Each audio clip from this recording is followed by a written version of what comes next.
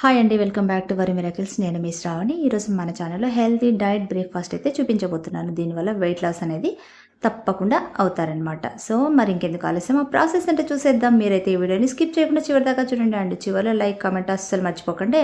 మరి ఆ ప్రాసెస్ ఏంటో చూసేద్దాము. ముందుగా ఒక మిక్సింగ్ బౌల్ తీసుకొని అందులోకి 1 కప్పు జొన్న పిండి అయితే తీసుకుందాం. తర్వాత అరకప్పు దాకా ఆటా తీసుకుందాం. తర్వాత 2 స్పూన్ల బొంబాయి రవ్వ, అలాగే 2 స్పూన్ల చిక్కటి కమ్మటి పెరుగు, రుచికి సరిపడా కాస్త సాల్ట్ అయితే యాడ్ చేసేసుకుందాం. అలాగే ఒక అర స్పూన్ దాకా జీలకర్ర, సన్నగా కట్ చేసి పెట్టుకున్న అల్లం ముక్కలు అయితే ఇంకా ఫ్లేవర్ బాగుంటుందన్నమాట.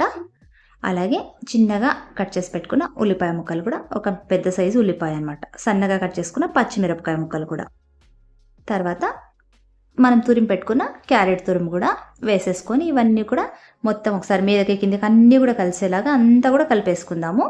అండ్ కొద్దిగా వాటర్ని అయితే మనం యాడ్ చేసుకోవాల్సి ఉంటుందన్నమాట. మరీ చిక్కగా కాకుండా అలాగా పల్చగా కూడా కాకుండా మనము ఊతప్పం చేసుకునేలాగా ఉండాలన్నమాట బ్యాటరు. సో అలా అయ్యేలాగా మనము వాటర్ అనేది యాడ్ చేసుకొని బాగా ఒక 2 మినిట్స్ పాటు బాగా మనం చేత్తో అయినా కలుపుకోవచ్చు, లేదంటే విస్కర్తో అయినా కూడా కలిపేసుకొని సాఫ్ట్గా చేసేసుకోవాలి. ఇక్కడ కూడా మనకు జొన్న పిండి అలాగే గోధుమ పిండి అనేది ఉండలు అనేది లేకుండా ఇలా సాఫ్ట్గా అంతా కూడా కలిపేసుకోవాలా. అండ్ ఉప్పు కారాలు కూడా అంతా కూడా పట్టేలాగా. తర్వాత ఫైనల్గా ఒక గుప్పెడంతా కట్ చేసుకున్న కొత్తిమీరని కూడా వేసేసుకుందాం.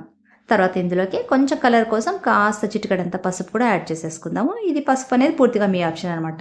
ఇలా కలిపేసుకున్నాక పక్కన పెట్టుకుందాం. ఇప్పుడు స్టవ్ వెలిగించుకొని స్టవ్ పైన దోశ తవా పెట్టేసుకుందాము. తర్వాత అందులోకి ఆయిల్ కాస్త వేసి మనము దీన్ని తయారు చేసి పెట్టుకున్న బ్యాటర్ని అయితే ఒక్కొక్క గరిట వేసేసి కొంచెం మరీ పలుచగా కాకుండా అలా అని మందంగా కూడా కాకుండా కొంచెం స్ప్రెడ్ చేసేసుకుందాము.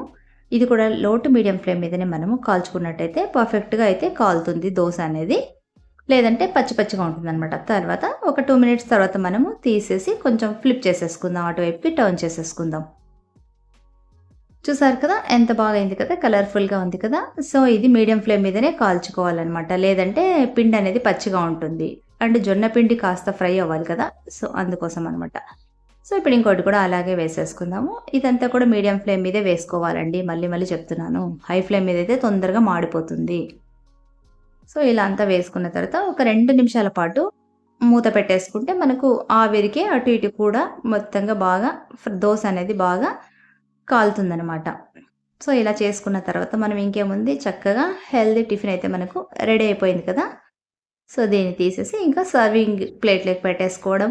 చక్కగా అల్లం చట్నీ, లేదంటే వైట్ చట్నీ, లేదంటే టొమాటో చట్నీ, ఇలా మీకు ఏది ఇష్టమైతే దాంతో చక్కగా ఎంజాయ్ చేసుకోవడమే. సో వారానికి ఒక్కసారి తిన్నా కూడా ఇది చక్కగా బరువు తగ్గిపోతారు. సో మీకు కూడా నచ్చింది కదా ఇది, ఇంకెందుకు ఆలస్యం, మీరు కూడా తప్పకుండా ట్రై చేయండి. అండ్ నెక్స్ట్ మళ్ళీ ఇంకొక మంచి వీడియోతో మళ్ళీ మీ ముందుతో. Until then bye.